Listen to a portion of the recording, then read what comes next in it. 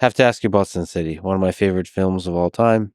It was a visually stunning world. What are some maybe interesting detailed aspects about you creating that world? This is why you just got to follow your nose and go do something. Jim and I were both into 3D early on. Like I visited his set for the Terminator 3D ride. Dusk Till Dawn, I wanted to be 3D. Actually, when they got to the bar, if you watch from that point on, everything's kind of set up for 3D. Everything was shooting into the Mhm. camera and all this. But the cameras they had for 3D and film were those old shitty ones that were so bad that I went, okay, we can't do it. But I really wanted people to have to put on glasses when they got into the bar, and it was going to turn into a 3D different movie. I got to do that on Spy Kids 3D. So when I did Spy Kids 3D, I thought, oh, if I get Jim's cameras that he's done for these underwater 3D, you know, documentaries, I can make the first digital 3D film for theaters. And so I did, and it seemed like the easiest way was to utilize that when you put on the glasses when you go into a game world. So there's a green screen, and we shot all the actors on a green screen for all the game stuff, and we could do a lot of 3D stuff coming at kids' faces when they're reaching. My 3D is not like the kind they have in theaters where it's very polite. Mine's like theme park 3D, where kids are doing like that, trying to Yeah, grab. That's why it was such a yeah. big hit. Nobody does 3D like that. But I wanted that. I want shit falling in people's laps. So you remember, so you go, okay, this is why I'm wearing the Yeah. glasses. And I'm wondering why. And when I went to go make my next movie, so this is how crazy this was. We shot Spy Kids 3, remember I showed you how fast they came out? That was in the summer of 2003. A few months later, Once Upon a Time Mexico came out. Two number one movies, both were finishing trilogies of mine. Mhm. And each one starred Antonio, Danny Trejo, Cheech Marin. When I was editing those at the same time, you'd be like, whoa, one movie they're Yeah. killing people, and the other ones are like with the kids going like, hey, family. So it was really, fun. It was fun it's easier to do very different things than to do like two action movies or two family movies at the same time. But I was like, okay, what's my next movie going to be? Oh shit, how crazy is this? Okay, so Antonio is on the set. I'm going to shoot him out in half a day for Spy Kids 3D because he's only in the last scenes on the green screen. Shoot him till lunch. Okay, now go away, put on your Desperado outfit because we owed some shots for Once Upon a Time Mexico on the green screen. He finished two trilogies in the same day. That's got to be a Oh, first, if ever. No that's one's ever fascinating. finished two trilogies in the same day. And it's just kismet. It's just how it happened to happen that day was just luck or the universe or whatever. But I needed to make something new now. So I was looking through my bookshelves of inspiration and I picked up my Sin City books, which I've had. I used to be a cartoonist and I always loved how he drew that. Every time I'd see a different edition, I'd buy it, go home and go, oh, I already have this. I got like 3 copies of this already. It would just always grab me by the throat. And I liked that he was a writer director in a way because he would not just wrote the comic, but he drew it too. A lot of times it's a different writer or a different comic artist. He's like a real, like a kinship. This is someone who writes and directs his own thing. But I was looking at it and I went, oh shit, I know how to do this now. I just did it on the green screen. If I shoot this on green screen, the actors on green screen, I can make the backgrounds look just like this and I can contrast up the actors and I could get this very graphic look, which sometimes for a window, it's just a white box. Mm. So it's even got a sliding scale for budget. If I run out of money, just put the actors in black and white, just put like a white dot behind them for a street light, and that looks just like the book. So I'm going to bring the book to life. So I'll show you how fast we go from development at Troublemaker. It was October. Once Upon a Time Mexico had come out. I was like, oh shit, I know how to do this now. Sin City. I'm going to do a test. I went to my green screen here in my studio. You'll see my green screen where I shot all these movies. Mhm. And I shot, my sister, myself, put it black and white. Looks just like the comic, but it's moving. So I call a comic book artist friend of mine, Mike Allred, and I said, do you have Frank Miller's number? And he goes, yeah, I do. Okay, I'm going to call him up. So I called Frank Miller. Hey, it's Rob Rodriguez. I have a test I'm going to show you for Sin City. I'm going to be in New York tomorrow. He's like, tomorrow? Okay, yeah, sure. Come by. Meet me at this bar. Okay. Book a flight for New York. I didn't have a flight. I fly up there, I have my laptop just like this. God I damn, that's show him, good. I go to the bar. I show him what looks like an image from his comic and it starts moving. And he's like, wow, how did you do that? I said, I got my own studio and all this. And then I started telling him, man, let's make this movie because no one had the rights to it. He never gave the rights to a studio. A lot of comics, oh, Warner Brothers bought this a while back, or then you got to go through the studio. He still owned his own rights. In fact, he'd gotten burned by Hollywood so many times as a screenwriter that he said, fuck it, I'm going to go back and draw a comic that's so raw that can never be made into a movie. So of course I call him, hey, let's make a great movie. So I show him how we can do it. And I go, I know you don't know me and you're going to have to I have to earn your trust for you to give me your baby. But we can make this right away. And he's like, he's all excited for about 2 seconds. And then he goes, oh no, then we got to write a script and then the studio's going to have notes, all that shit he's been through before. And it's not like that. I have a whole different setup. I got my own studio in Austin. This is how it's going to be. If you like this idea, you're not going to have to take any risk. Let me take all the risk. I'm going to go write the script myself next month. It's going to be unremarkable because I'm going to write it right out of your book. I'm going to edit 3 of the stories down. I'm going to just take stuff out, really. I might add a few things to connect it, but I'll write the script in December myself. No money involved. Then we'll call some actor friends of mine. We'll have them come to my green screen. We'll shoot the opening scene as a test, but it's also the opening scene. I'll do the effects myself. I'll do the sound, do the music. I'll do fake credits. We'll watch it together. If you like what you see, we'll make the movie. You give me the rights then. If you don't like it, keep it. It's a short film to show your friends.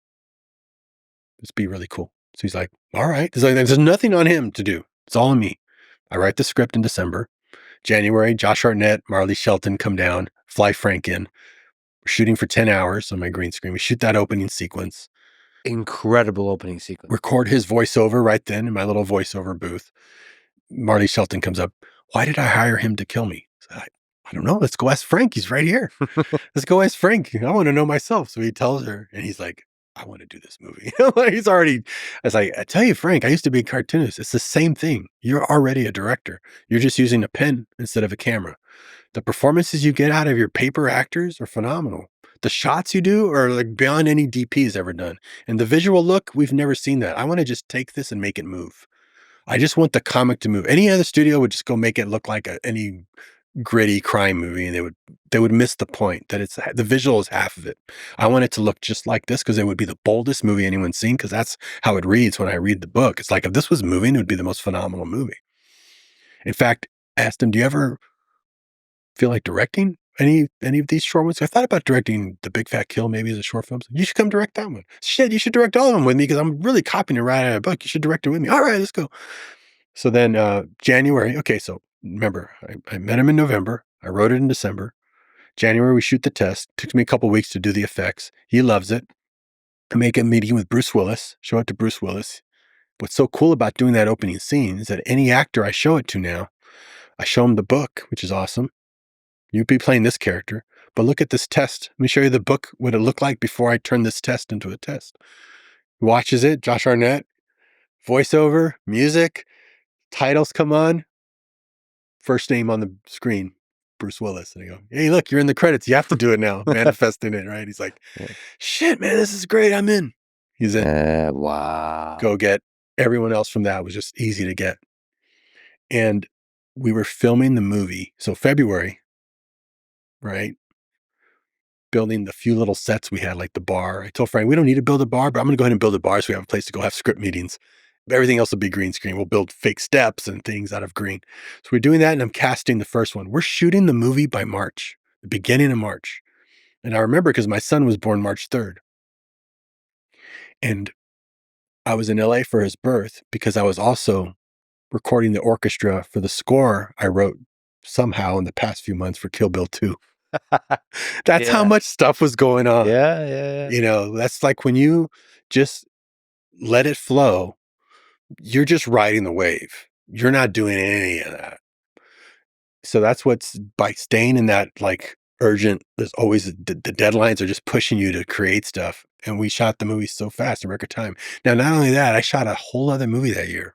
I shot The Adventures of Shark Boy and Lava Girl with kids that came out 2 months after Sin City the next year. Within less than a year, Sin City was out. You're shooting that and then parallel with Sin City. That's hilarious. Is that great? Yeah, like sometimes we'd be shooting with the kids, and then in the afternoon, Rutger Hauer would come and some of the Sin City girls to finish, shooting stuff that we needed to film. It was just insane how fast we had to move. I was doing it in I was editing. I just edited it. And then I would scan the artwork into the computer, and I would edit the storyboards with the sound effects, and I would do the voiceover. I would imitate Mickey, and I would imitate Bruce. Mhm. and lay out the how fast it was going to move. And you were like, wow. So now we have a template with the real drawings and the lighting on how we're going to do it. It was funny because I could do pretty good in Bruce Willis because I known his career so long. We were doing his voiceover and he would hear my guide voice for the timing and he'd be like, is that me? Is that you? Can't tell. It's like, oh, that one was me, but just do that. It's like, oh man, it sounds like me.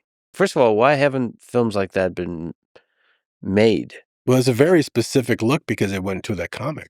The first piece of music I wrote for that was the main title, and I called it Descent. I wanted the notes to descend because it felt like you were descending into this dark Yeah. world, and you don't come out to the end of the movie. You're just like in this world where all these layers of unreality, like water doesn't photograph that way, snow doesn't but it's there, and you're seeing it, and you're seeing the actors.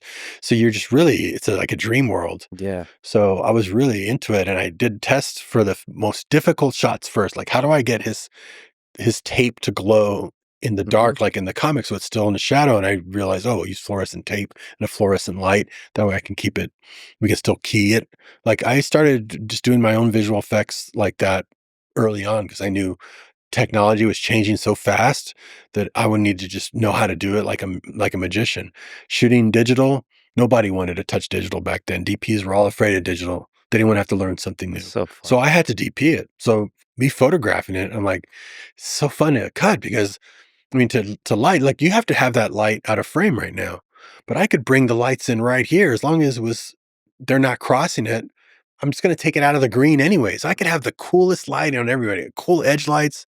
You can have an edge light back here, an edge light back here, a fill light here. Like, and I don't even erase them. I just take him out. Can you educate me and people curious about this? Like, what is the power of light when you're telling a story, when you're creating a feeling, an experience? Like, what's the artistry of that? Well, if you look at the drawings too, sometimes it's the absence of light. Like you Yeah, would see darkness. Yeah. this face, but then this would be completely black, but you would still see my eye, Yeah. which is like impossible, right? Yeah. But you believe it when you see it because it's there. So things like that were a lot of the tricks I tried first because I like that about it. It's like you have a guy completely backlit, so there's no light on his face, Yeah. but yet his glasses are glowing white. Yeah. So we'd put fluorescent tape in there, hit that with a light, then we could turn it white later. The black and white really helps. And then just upping the contrast. But I mean, it's just something that you have a feeling for, but you're able to try it. In fact, when I took it to George Lucas said this to me early on because we're the only guys shooting digital. He said, "Man, it's so good. You live in Austin. That's why I'm in Marin County. Because when you live outside of this box of LA, Hollywood, you think outside of the box automatically. You're just going to stumble upon innovations." And he was right. It was like, well, yeah, what's this? Why aren't we shooting digital? Let's shoot digital. Why aren't we shooting digital 3D? Let's do that. Why don't we just use green screen for the background? You just start innovating because you're away from anyone saying, hey, you can't do it that way, which they would say if I was in LA. So we just came up with a whole other method. So I took him Sin City to check out the first thing I was going to show at Comic-Con. He said, now this will really show people what digital is capable of. This really shows how avant-garde you can get with that shit that you could never have done that on film, you know? And so by me versing myself in that technology early, I was able to make a movie like that. And then everyone had to play catch up, you know? So you should always just that's why if some people say, don't use those curtains, that's not going to work. Just blow past those guys. Go innovate your own thing because sometimes not knowing is better. You know, being too naive to like, don't you know you shouldn't have been able to make that movie that way? People would say like that all the time. Yeah. Like, how did you make Mariachi for $7,000? Just it's impossible. It's like, why do you keep using that word? Because it can't be impossible if I did it because I'm not that smart. And it's like saying, how did you get to the top of Mount Everest? It's impossible. Well, I just kept walking. I didn't realize it was kind of at a slope. I didn't really realize it was going up that high.